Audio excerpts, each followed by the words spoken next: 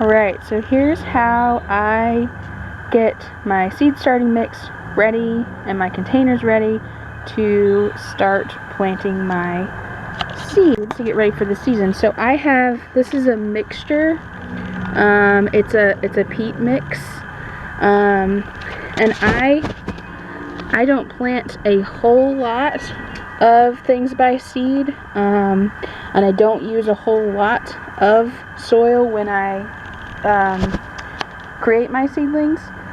So for me, I'm okay with using this little bit of peat. And like I said, this is a mixture of different kinds of things, not just peat. And I'll put the link in the description so you can tell. But what I do is I get a nice scoop. I always make sure that I sift my dirt before and this is super compacted because it's designed to be able to ship better.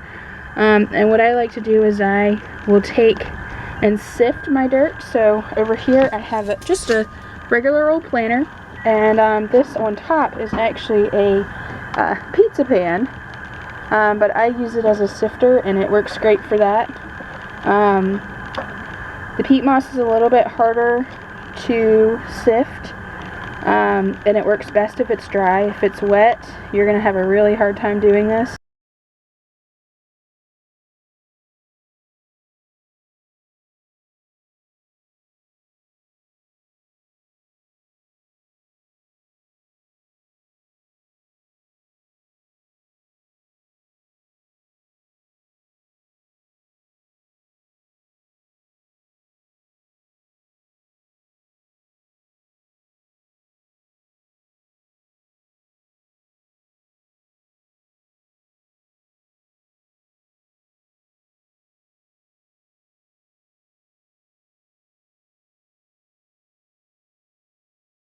So once you have everything sifted, you'll have stuff that looks like this. It's rocks, harder pieces of dirt, a lot of sticks and branches, and we'll just take this and throw it off to the side.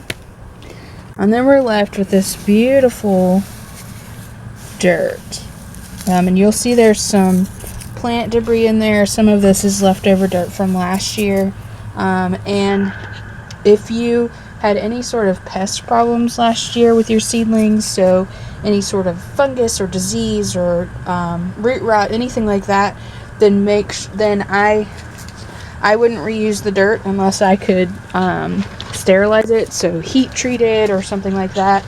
I didn't have any trouble, so I'm okay with that, with reusing it. But what you also would do is then make sure that you properly clean your trays if you had any trouble. So wash them real good, maybe give them a bleach treatment to make sure that you don't have any trouble there. So the next thing you'll do, so as far as containers to start seeds in, I like to use these greenhouse size trays, and I think this is like 500 or something tray. It might be a 288 tray.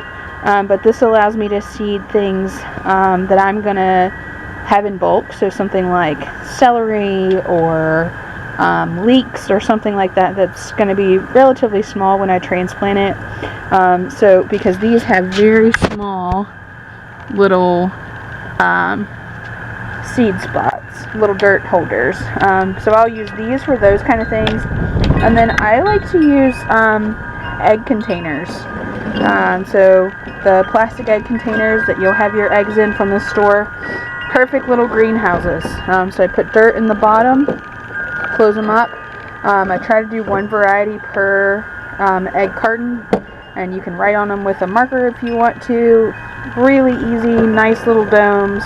You can stack them. I really like using these. And then for larger things, I will actually use toilet paper rolls. And I'm not doing any of those today, but when I get to that point, I'll show you how I do those. So the next thing you want to do is you want to take, and I'm going to start with the egg carton. You want to take your carton, open it up, and you're going to fill it with dirt. gosh, this is a little bit harder to do how I have it situated right now. I'm used to being able to use 2 hands, so bear with me a second. So we'll put our egg carton up there. It's a super windy day today, so I apologize for the wind chime noise in the background. Take and scoop in your nice sifted soil. This is dry soil still. I haven't added any moisture yet. I find it makes it really difficult and sticky to deal with. So then just flatten it out. All the spots. Make sure everything has a good bit of soil. Like so. Make sure corner ones tend to get neglected. So get them good. And then what I like to do is I like to take an additional one, same size, put it on top, and give it a good press down.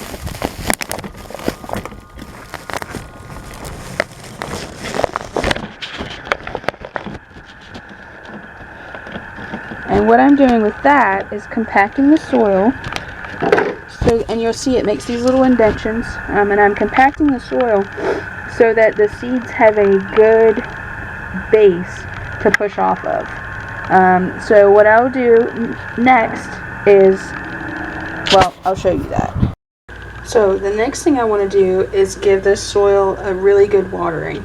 I don't want to saturate it to the point where it's standing water, but I do want to get it nice and wet. If I'm starting something that needs warmth to grow, so something like tomatoes or peppers, I'll actually use hot water for this.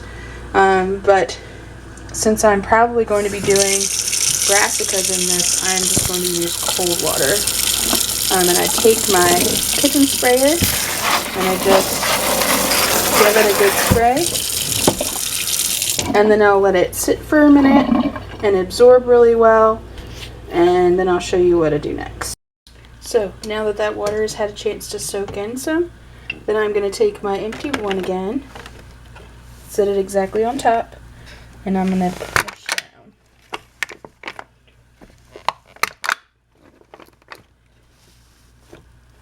down. Alright.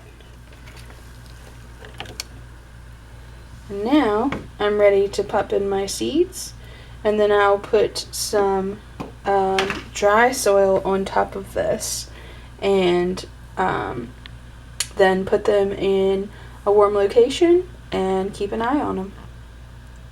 Okay, so same sort of thing with toilet paper tubes.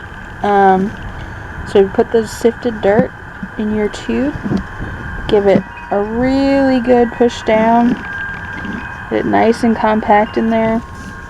And once you do that, you can pick them up and the dirt doesn't come out the bottom. So you'll see there's a lot of dirt in the bottom of my pan here.